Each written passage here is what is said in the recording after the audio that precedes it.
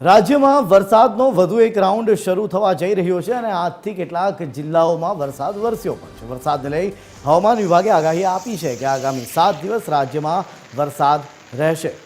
રાજ્ય પર 4 cyclonic system સક્રિય થઈ ગઈ છે। આજથી 29 જુલાઈ સુધી ભારેથી અતિભારે વરસાદની આગાહી કરવામાં આવી છે। ત્યારે છોટાઉદેપુર, નર્મદા, તાપી, નવસારી, વલસાડમાં રેડ એલર્ટ આપવામાં આવ્યું છે। સાબરકાંઠા, અરવલ્લી, મહીસાગરમાં પણ આજે ઓરેન્જ એલર્ટ આપવામાં આવ્યું છે। ત્યારે કયા જિલ્લામાં શું એલર્ટ અપાયું છે એના ઉપર નજર કરીશું। એ પહેલા નજર કરી લઈએ કે હવામાન વિભાગે શું આપી છે આગાહી। और जो डिस्ट्रिक्ट है जहाँ पर एक्सट्रीमली हेवी वार्निंग है वो डिस्ट्रिक्ट है नवसारी, वलसाड़, दमन, हवेली, छोटा उदयपुर, नर्मदा और तापी डिस्ट्रिक्ट शामिल। और इसके अलावा जो डिस्ट्रिक्ट है वहाँ पे heavy to very heavy rainfall की वार्निंग है।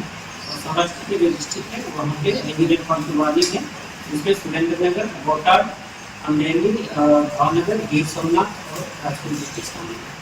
ओवरऑल गुजरात रीजन के गुजरात स्टेट के आसपास ओवरऑल जो सिस्टम है वो टोटल 3 सिस्टम है। और इसके साथ ही एक जो चौथा सिस्टम है वो डिप्रेशन बना हुआ है। ત્યારે ગ્રાફિક્સના માધ્યમથી સમજવાનો પ્રયત્ન કરીએ કે રાજ્યમાં કયા જિલ્લામાં કયા પ્રકારનું એલર્ટ આપવામાં આવ્યું છે। સૌથી પહેલા આજની વાત કરીશું તો આપ જોઈ શકો છો એ રીતે દક્ષિણ ગુજરાતમાં નવસારી, વલસાડ, ડાંગ, તાપી, નર્મદા, છોટાઉદેપુર આ એ જિલ્લાઓ છે કે જ્યાં આજે રેડ એલર્ટ આપવામાં આવ્યું છે। તેની સાથે જ સુરત, ભરૂચ, વડોદરા, પંચમહાલ, દાહોદ, મહીસાગર, અરવલ્લી અને બનાસકાંઠા આ એ જિલ્લાઓ છે કે જ્યાં આજે ઓરેન્જ એલર્ટ આપવામાં આવ્યું છે। તો બનાસકાંઠા, પાટણ, મહેસાણા, ગાંધીનગર, અમદાવાદ, ખેડા, આણંદ, સુરેન્દ્રનગર, બોટાદ, ભાવનગર, અમરેલી અને રાજકોટ આ એ જિલ્લાઓ છે કે જ્યાં આજના દિવસ માટે યલો એલર્ટ આપવામાં આવ્યું હતું। તો કચ્છ, મોરબી અને જામનગર, દેવભૂમિ, દ્વારકા, પોરબંદર અને જૂનાગઢ એ એવા જિલ્લાઓ છે કે જ્યાં છૂટોછવાયો વરસાદ વરસી શકે છે અને એ માટે ત્યાં આજે ગ્રીન એલર્ટ આપવામાં આવ્યું છે। આ તો વાત થઈ આજના દિવસમાં દક્ષિણ ગુજરાતમાં મેઘો જોરદાર વરસી પણ રહ્યો છે। પણ હવે આવતીકાલની શું પરિસ્થિતિ રહેશે એના ઉપર નજર કરીએ। આવતીકાલે 27 તારીખ છે। 27 તારીખે કયા પ્રકારની પરિસ્થિતિનું નિર્માણ થાય છે તો આપ જોઈ શકો છો ગ્રાફિક્સમાં કેટલાક બદલાવ આવ્યા છે। જ્યાં રેડ એલર્ટ સમગ્ર દક્ષિણ ગુજરાતમાં જોવા મળતું હતું ત્યાં સુરત, તાપી અને ડાંગમાં યલો એલર્ટ આવી ગયું છે। આ તરફ નવસારી અને વલસાડ રેડમાંથી ઓરેન્જ તરફ આગળ વધ્યા છે।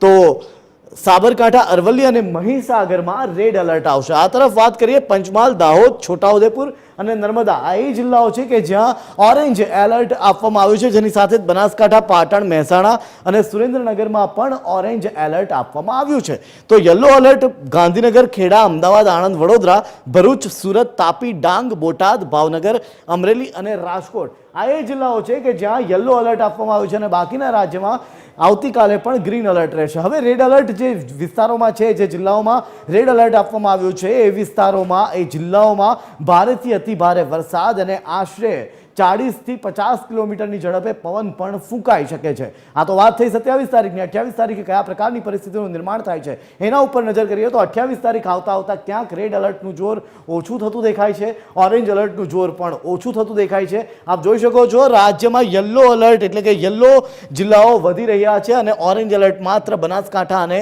સાબરકાંઠામાં જોવા મળી રહ્યું છે। એટલે બાકીના રાજ્યમાં છૂટોછવાયો વરસાદ વરસશે 28 તારીખે।